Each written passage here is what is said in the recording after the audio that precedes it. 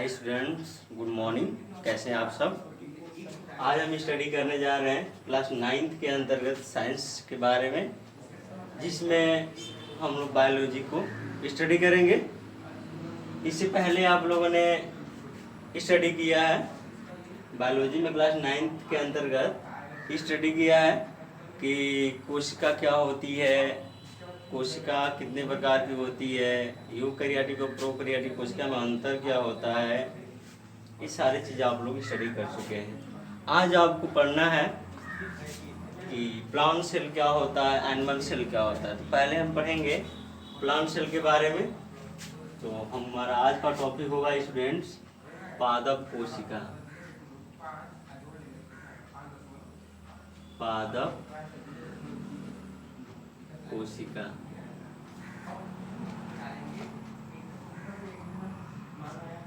पादप कोशिका। पादप कोशिका के बारे में आज स्टडी करेंगे students. Plant cell, plant cell. अब देखेंगे प्लांट सेल क्या होता है और प्लांट सेल का स्ट्रक्चर क्या होता है और कौन कौन से उसमें पार्ट पाए जाते हैं, उनके नाम भी देखेंगे। याद रखेंगे स्टूडेंट्स, पादप कोशिका जो पौधों में पाई जाती है, अर्थात पौधों को बनाने में भाग लेने वाली सभी कोशिकाओं को पादप कोशिका या प्लांट सेल का कहते हैं। अर्थात आप लोगों को पता है कि सेल थ्योरी कहती है, सेल थ्योरी जो कोशिका सिद्धांत प्रस्तुत किया गया था एम्सलाइड एंड टिस्वान के द्वारा, उन्होंने बताया था कि दुनिया में जितने भी सजीव होते हैं, जितने भी जीवित वस्तुएं होती हैं, सब कोशिका से निर्मित होते हैं। तो प्लांट भी सजीव हैं तो कोशिका से बने होंगे, तो उसमें पादप कोशिका होती हैं। उसी का स्ट्रक्चर हम खींचने जा रहे हैं। तो याद रखेंगे, यहाँ प्लांट सेल के स्ट्रक्चर के बारे में आप लोग पढ़ेंगे। तो आप मेरे साथ डायग्राम को देखेंगे कैसे बन रहा। आप लोगों को भी इसके बारे में जानना जरूरी होता है कि स्ट्रक्चर कैसे बनता है और उसके पार्ट को कैसे कैसे खींचा जाता है। तो आप देखेंगे मेरे साथ में पादप कोशिका का हम स्ट्रक्चर खींच रहे हैं। एक एक चीज़ों को आप लोग बहुत केयरफुली ध्यान देंगे। पहले हम सिंगल पार्ट में इसको बना रहे हैं, उसके बाद इसको डबल लेयर में खींचेंगे।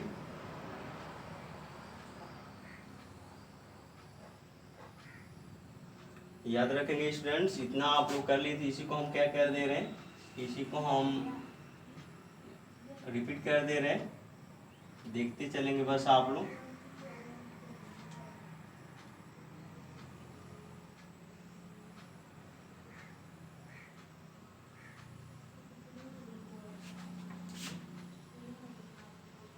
इजी तरीके से आप लोग भी जानेंगे इसके बारे में, क्योंकि आपको भी बनाना ये सब आना चाहिए। पादप की कोशिका कैसे बनती है, प्लांट सेल का स्ट्रक्चर कैसा होता है, इसके बारे में आपको भी क्लियर आना चाहिए, जानकारी रहना चाहिए।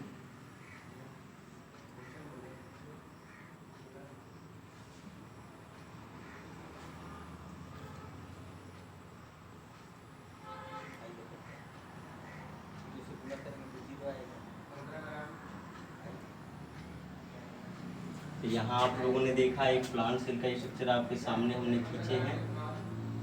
ये प्लांट सेल का स्ट्रक्चर रहा।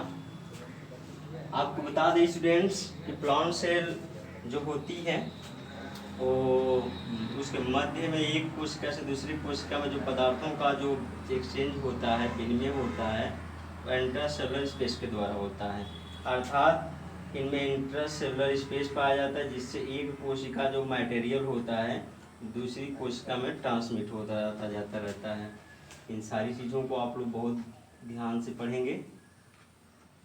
ये रहा इंट्रासेलुलर स्पेसेस। क्योंकि आपको पता है कि ये सभी एक कोशिका नहीं होती है, ये एक से अधिक कोशिकाएं मिलकर उत्तक का निर्माण करती है। उत्तक से किसी प्लांट सेल है तो प्लांट के किसी भाग का निर्माण होता है, फॉर्मेशन होता है।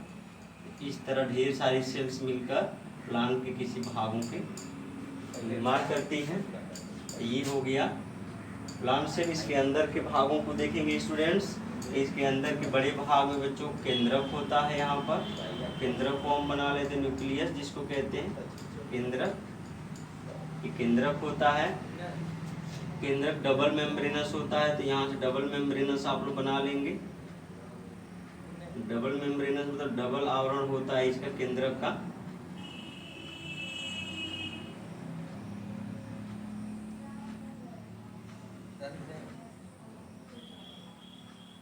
ये डबल मेम्ब्रेनस है।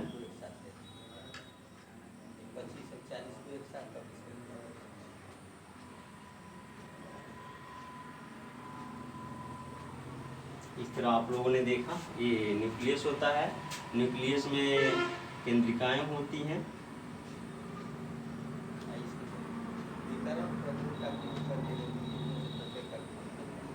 ये केंद्रिका होती है, मध्य में न्यूक्लियोलस बोला जाता है। इसमें थ्रेड लाइक स्ट्रक्चर होते हैं जिसको क्रोमोसोम्स कहते हैं।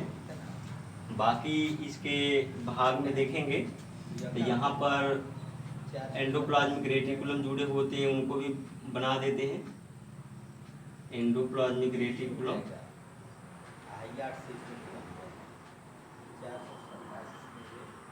ये एंडोप्लाज्मिक रेटिकुलम हुआ। ईआर जिसको शॉर्ट में कहते हैं ईआर।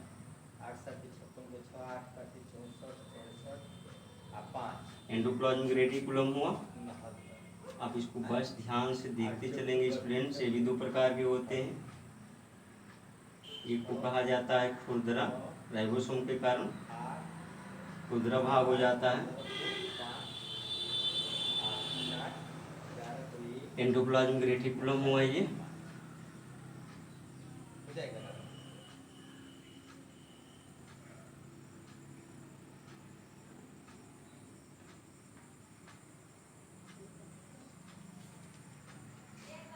ये एंडोप्लाज्मिक रेटिकुलम हुआ।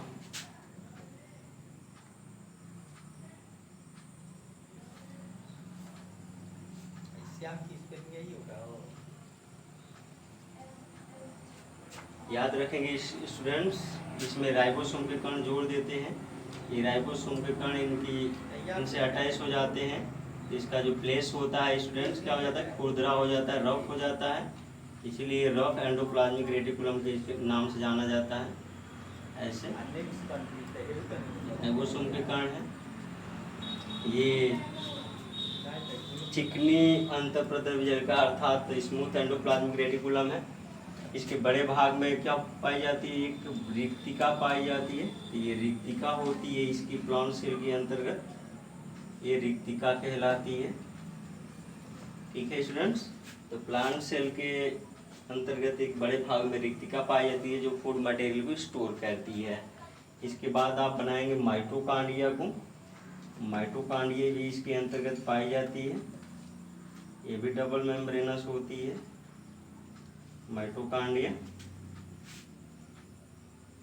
माइटोकांड्रिया है।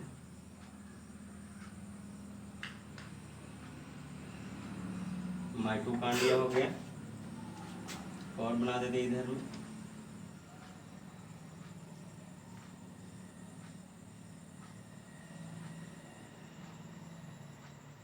माइटोकांड्रिया हो गया।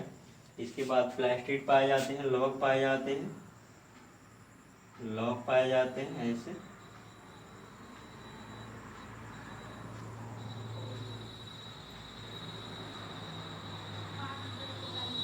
प्लास्टिड हो गए। तो आप लोगों ने देखा न्यूक्लियस हो गया, माइटोकांड्रिया हो गया, प्लास्टिड हो गया, वैक्यूल हो गया। इसके बाद आप देखेंगे इसमें राइबोसोम के फ्री राइबोसोम पाए जाते हैं। फ्री राइबोसोम ये अटैचमेंट ऑफ राइबोसोम है, ये फ्री राइबोसोम है।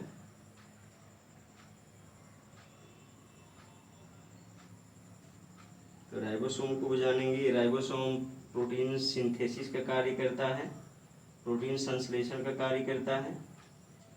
ये राइबोसोम हो गए। तो ये प्लांट सेल का एक स्ट्रक्चर रहा है। इसके विभिन्न भागों का नामकरण कर देते हैं स्टूडेंट्स। तो याद रखेंगे, सबसे पहले न्यूक्लियस से स्टार्ट करते हैं या इसकी वाई लेयर से स्टार्ट करते हैं। तो वाई लेयर में आप देखेंगे सबसे बाहरी लेयर को कहा जाता है कोशिका भित्ति, कोशिका भित्ति, कोशिका भित्ति, सेल वॉल इंग्लिश में कहते हैं, सेल वॉल। आंतरिक लेयर को स्टूडेंट्स कहते हैं कोशिका कला या कोशिका झिल्ली, कोशिका कला या कोशिका झिल्ली,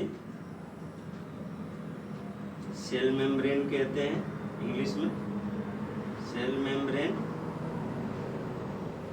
तो आपको पता होना चाहिए कि प्लांट सेल का जो इन्वेलप होता है, आवरण होता है, दो आवरण होता है। सबसे बाहरी आवरण को कोशिका भित्ति कहते हैं और इसके आंतरिक आवरण को कोशिका द्रवीय कला, कोशिका कला या कोशिका झिल्ली के नाम से जाना जाता है। इसके अंदर वाले भाग में एंट्री करके देखते हैं तो स्टूडेंट्स ये कहलाता है रिक्तिका, रिक्तिका कहलाती है, रिक्तिका। वैक्यूल के नाम से जाना जाता है, वैक्यूल इंग्लिश में, ये रिक्तिका हो गया। उसके बाद देखेंगे ये माइटोकांड्रिया हो गया। अभी इसमें एक चीज छूटा है, उसको भी बनाएंगे, माइटोकांड्रिया। इंग्लिश में माइटोकांड्रिया और हिंदी में सूत्रकणिका, सूत्रकणिका, और इंग्लिश में स्टूडेंट्स कहते हैं माइटोकांड्रिया, कांड्रिया। इसमें एक सेल ऑर्गेनल्स का नाम छूटा हुआ था, उसका भी बना लेते हैं। ये होते हैं स्टूडेंट्स जिसका नाम है गाल्जी का, इसको हम लोग कहते हैं गाल्जी का। तो इसको भी आप लोग बना लेंगे, ये गाल्जी का होता है।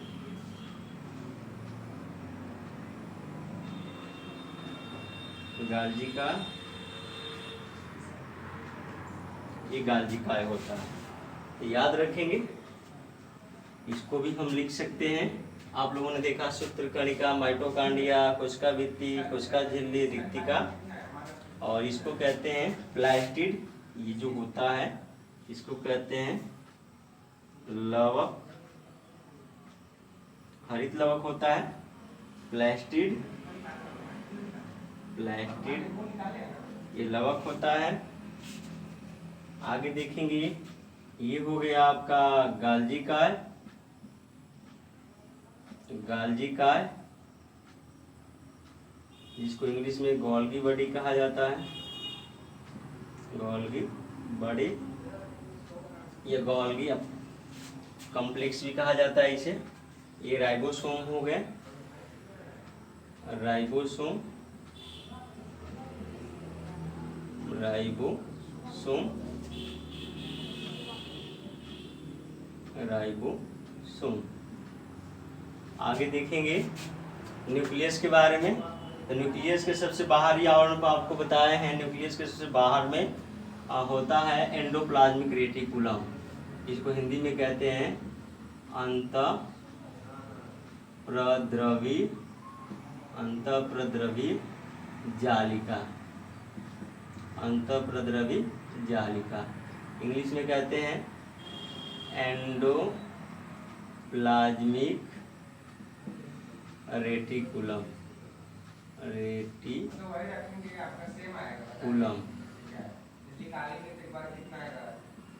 Endoplasmic reticulum. इसको ER के नाम से भी जाना जाता है, ई से एंडोप्लाज्मिक, आर से रेटिकुलम।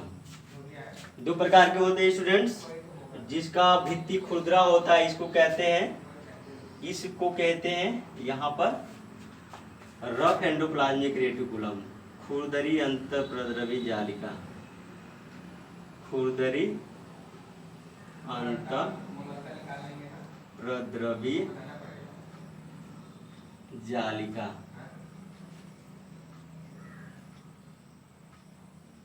जालिका, खुरदरी अंतःप्रद्रवी जालिका, rough endoplasmic reticulum, rough endoplasmic, इसको RER के शॉर्ट में RER के नाम से जाना जाता है। क्यों? क्योंकि इससे क्या जुड़े हैं स्टूडेंट्स, तो राइबोसोम के कण क्या हो गए हैं, जुड़ गए हैं, जो प्रोटीन का फॉर्मेशन करते हैं, प्रोटीन का सिंथेसिस करते हैं। तो आपसे कोई पूछेगा या फिर आपके सामने क्वेश्चन आएगा कि इसका वर्क क्या होता है, तो वर्क होता है कि यह एंडोप्लाज्मिक रेटिकुलम के साथ मिलकर प्रोटीन का संश्लेषण करता है। जबकि यह जो होता है अंतःप्रद्रव्य जालिका, इसको कहा जाता है स्मूथ।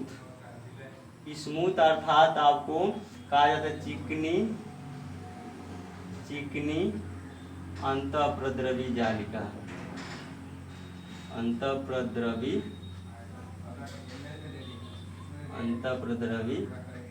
जालिका,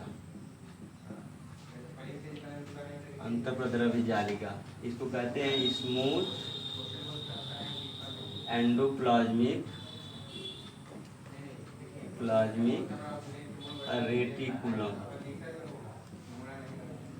रेटिकुलम। SER इसको कहा जाता है। SER का मतलब स्मूथ एंडोप्लाज्मिक रेटिकुलम। यह इससे राइबोसोम के कण नहीं जुड़े होते हैं और यह किसका फॉर्मेशन करता है स्टूडेंट्स, तो यह लिपिड एंड वसा का, लिपिड और वसा का संश्लेषण करता है। कौन? चिकनी अंतःप्रद्रवी जालिका। इसके बारे में जानते हैं, यह प्रोटीन का सिंथेसिस करता है। आगे न्यूक्लियस होता है, ये न्यूक्लियस इन्वेलप होता है, इसको भी आप लोग देख लेंगे। ये हो गया न्यूक्लियस केंद्रक आवरण, केंद्रक कला भी कह सकते हैं, केंद्रक कला, जिसको हम इंग्लिश में कहते हैं न्यूक्लियर मेम्ब्रेन, न्यूक्लियर मेम्ब्रेन, केंद्रक कला हो गया। जबकि ये केंद्रक कहलाता है, ये हो गया केंद्रक,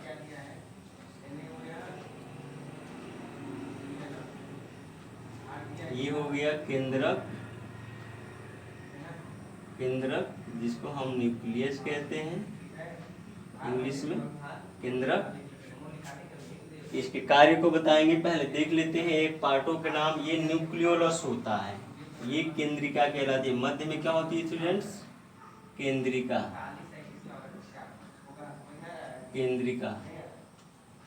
जिसको इंग्लिश में कहा जाता है न्यूक्लियोलस,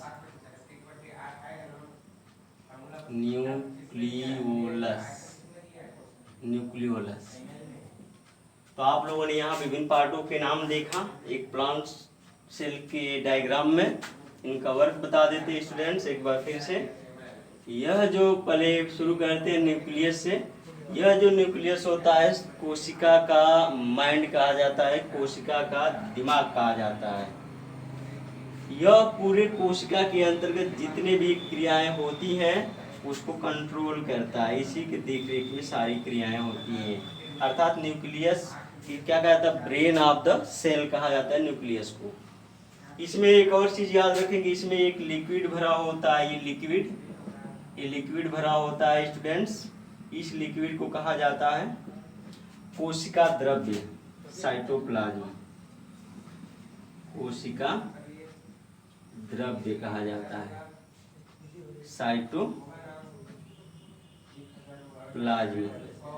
साइटोप्लाज्म कहा जाता है। याद रखेंगे कोशिका द्रव्य, इसमें जो लिक्विड होता है और केंद्रक को छोड़कर बाकी सब पदार्थ कोशिका द्रव्य कहलाता है। और इसमें जो भी मटेरियल देख रहे हैं, जो भी पदार्थ देख रहे हैं, इसको जीव द्रव्य कहा जाता है। याद रखेंगे जीव द्रव्य और कोशिका द्रव्य में क्या अंतर है। जीव द्रव्य कहा जाता है, प्रोटोप्लाज्म कहा जाता है, प्रोटोप्लाज्म। तो प्रोटोप्लाज्म और कोशिका साइटोप्लाज्म में क्या अंतर है, तो न्यूक्लियस केंद्रक को छोड़कर बाकी सभी पदार्थ कोशिका द्रव्य कहलाता है। अब केंद्रक के साथ सभी पदार्थों को जीव द्रव्य अर्थात प्रोटोप्लाज्म कहते हैं। इसमें जो लिक्विड पदार्थ होता है उसको साइटोसोल कहते हैं। जो द्रवित पदार्थ होता है, लिक्विड पदार्थ, जो लिक्विड मतलब पानी की तरह पदार्थ होता है, इसको साइटोसोल कहते हैं, साइटोसोल कहते हैं। तो कह सकते हैं कि कोशिका द्रव्य में न्यूक्लियस को छोड़कर जो सेल ऑर्गेनल्स होते हैं और साइटोसोल होते हैं उसको कोशिका द्रव्य कहते हैं, जबकि जीव द्रव्य में क्या होता है, तो कोशिका द्रव्य, न्यूक्लियस और साइटोसोल सब मिक्स होते हैं। इसमें सभी तैरते हुए दिखाई देते हैं।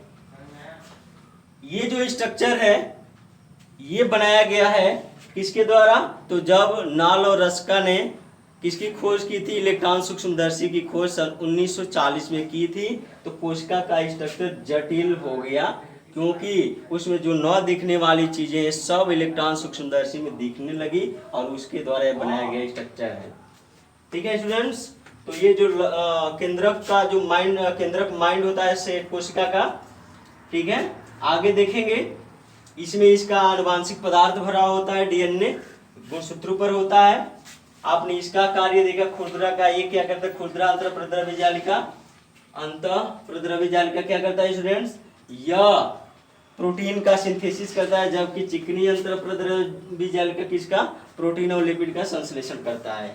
गाल्जी काय का वर्क होता है क्या करना, पैकिंग करना, जो भी इसमें पदार्थ बनेंगे उसको पैकिंग करना और बाहर करना और अंदर करना इसका कार्य होता है। अर्थात पैकिंग का कार्य कौन करता है, गाल्जी काय करता है। आगे स्टूडेंट देखेंगे जो कोशिका द्रव्य होता है इसमें सभी पदार्थ कोशिका द्रव्य कहलाता है, और कोशिका द्रव्य न्यूक्लियस को छोड़कर सभी पदार्थ को कोशिका द्रव्य और न्यूक्लियस के साथ सभी पदार्थों को जीव द्रव्य कहते हैं। आगे माइटोकांड्रिया को देखेंगे तो mitochondria powerhouse of the cell, अर्थात माइटोकांड्रिया को विद्युत घर कहा जाता है, कोशिका का विद्युत घर। आगे ये जो लवक होते हैं, लवक इसमें प्रकाश संश्लेषण की क्रिया में ये भाग लेते हैं, हरित लवक इसमें पाया जाता है। तो हरित लवक क्या करता है, तो प्रकाश संश्लेषण की क्रिया जो प्लांट सेल में होती है उसके अंतर्गत ये लवक भाग लेते हैं, अर्थात ये सनलाइट को ऑब्जर्व करते हैं। आगे रिक्तिका का कार्य होता है कि इसमें फूड इसका स्टोर होता है रिक्तिका के अंतर्गत, और इसका जो कोशिका भित्ति की बात किया जाए तो कोशिका भित्ति इसको सुरक्षा, प्लांट सेल को सुरक्षा प्रदान करने के साथ साथ ये बनी होती है कि इसकी सेलुलोज की बनी होती है, प्लांट सेल है तो सेलुलोज की बनी होती है। और कोशिका झिल्ली, यह कोशिका झिल्ली होती है, इसको सुरक्षा प्रदान करने के साथ साथ ये अर्धपारगम्य होती है क्योंकि कुछ पदार्थ कोशिका झिल्ली से अंदर बाहर आ जा सकते हैं। ये रहा स्टूडेंट्स एक पादप कोशिका के भागों के बारे में। इसके बारे में आगे डिटेल से हम पढ़ेंगे कि इसका कार्य, गाल्जी काय का कार्य क्या होता है, रिक्तिका का कार्य क्या होता है, तो डिटेल से आगे आपको स्टडी करना है। बस प्लांट सेल के विभिन्न भागों के नाम बस याद रखेंगे। हाँ, यहाँ पर एक चीज हमने बताने भूल गए हैं, इसको भी याद रखेंगे। ये गाल्जी काय को प्लांट सेल के अंतर्गत डिक्टियोसोम के नाम से जाना जाता है, डिक्टियोसोम।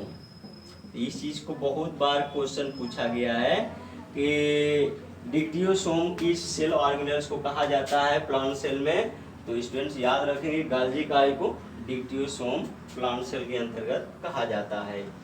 तो आप लोगों ने प्लांट सेल के बारे में आज स्टडी किया। अगले दिन आपको पढ़ाएंगे किसके बारे में, एनिमल सेल के बारे में, जंतु कोशिका के बारे में, और जंतु कोशिका के विभिन्न भागों को पढ़ेंगे आप लोग, और साथ साथ दोनों में हम डिफरेंस देखेंगे कि differences between plant cell and animal cell, वो आगे के टॉपिक में आप लोग पढ़ेंगे। आज यहीं तक रहने देते हैं। यदि आपको इससे संबंधित कोई क्वेश्चन पूछना है तो पूछ सकते हैं। यदि पसंद आए तो लाइक करें, शेयर करें और साथ साथ सब्सक्राइब करना ना भूलें। धन्यवाद।